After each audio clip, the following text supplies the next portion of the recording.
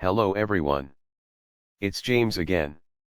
And before I start today's video, I just want to quickly say, all work in this video contains 100% original content of and by myself James Smith, otherwise known as Bgood 4000, and was uniquely created with NAWMAL software, by myself James Smith.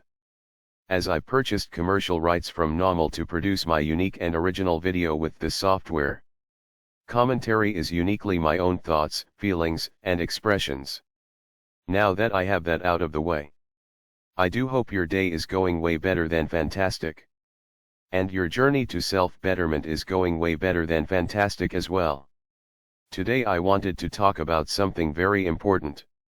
A topic or a question that was asked by a subscriber. And originally I was going to use a particular story to talk about a slightly different topic today. And that is how people that are down and out are treated. People that are trying super hard in life but have nothing. How they are treated in society.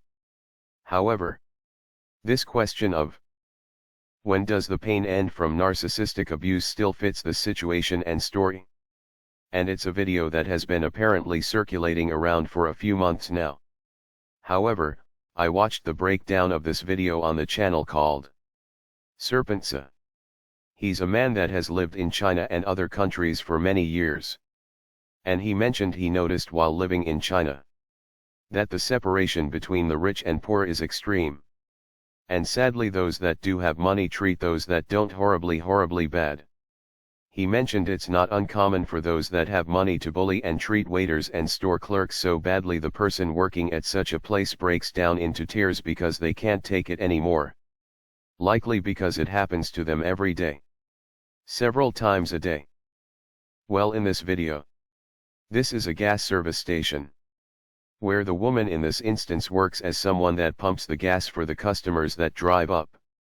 Well, after the woman successfully and politely pumps the gas for her customer, the customer tosses the money out of the window onto the ground and then drives off, leaving her to pick up all of the money off of the ground. The next car pulls up.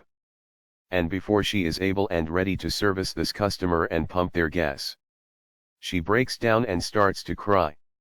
Now who knows? Maybe this customer will be polite and kind. But from her past experience likely not. And she has to endure this however many hours a day she has to work. And then tomorrow, she has to get up and do it all over again. Those of you that know this channel know I've referenced the Rocky movie series before. And this is much like what I believe is a silent cry of Rocky in the first Rocky movie. When he comes home from a fight where he won $50 and was called a bum by those in the audience.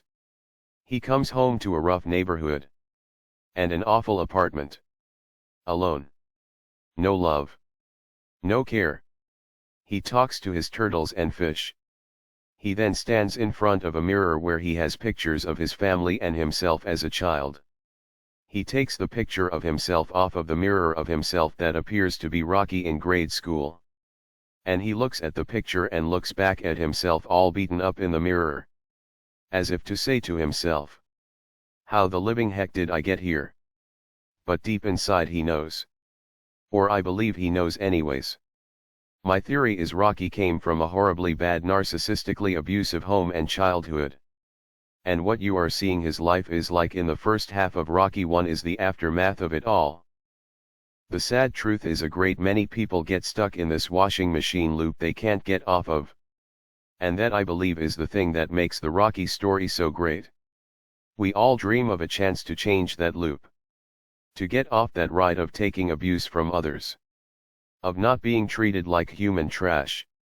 And if not winning, at least going the distance. You know. Even though Rocky felt like trash that night, he woke up in the morning with a smile on his face when he went into the pet store just to say a few words to and tell a joke to a shy woman named Adrian. Even though Adrian didn't talk back. That was the highlight of Rocky's day in all of the mistreatment he was to go through that coming day and seemingly every day of his life. Until not only did he get the break of a lifetime to fight the champion of the world, even though Rocky initially turned it down. Because he didn't feel good enough to be in the same ring with the champion. But he started to date the woman he truly saw value in. Adrian. It's the fantasy of having a chance in life. And to turn things around. One subscriber mentioned. They felt like an orphan growing up. And they wished they were adopted by a nice and loving family. I remember feeling the exact same thing. The exact same thing. I used to think about two different things. One about just walking off and never coming back. I used to think that when I was in grade school. But of course I was too scared to do such a thing. But I also used to feel like I was an orphan. And I used to envision a loving family would adopt me and take me in. I even used to envision myself in family photos with this fantasy family. One has to ask themselves. What does this woman wish for? What does she fantasize about? You know, there is talk about high value this and high value that. Out of all of these rich people that treat her like garbage day in and day out, are by no means high value at all. The only person I noticed in that video that is high value is here. She's just trying the best she can with what she has at the current moment. The truth is, we have to pray and fight like nobody's business to break the cycle of pain. You see, there was a time, at least here in Western countries, where if you came from an abusive family, you could literally disappear from them. You could join the military. And as a result travel if you weren't in a war, risking life and limb. But you could settle in a new place. A new town. And sometimes even a new country.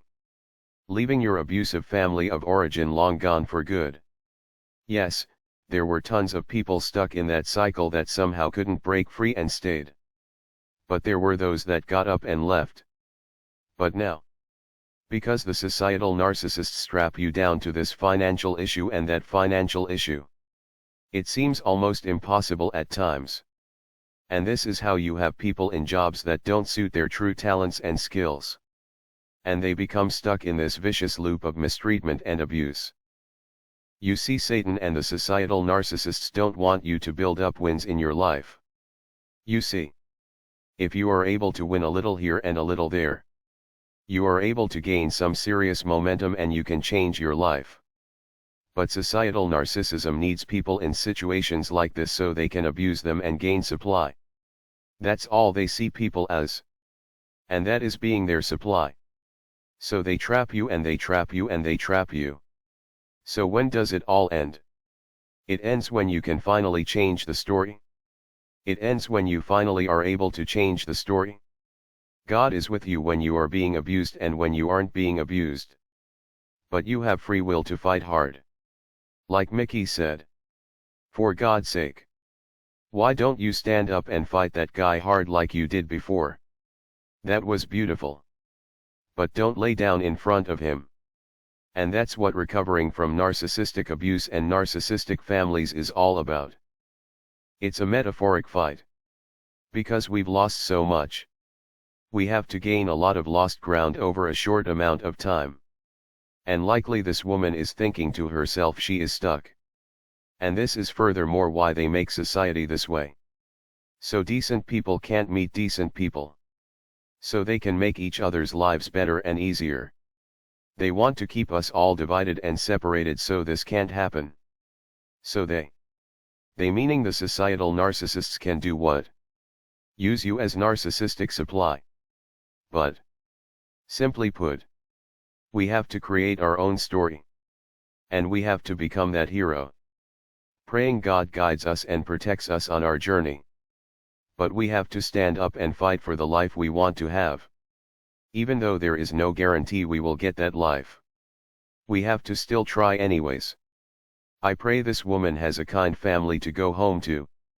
And I pray her circumstances change for the better. With that said, I do hope your day is blessed. And until next time. Bye for now.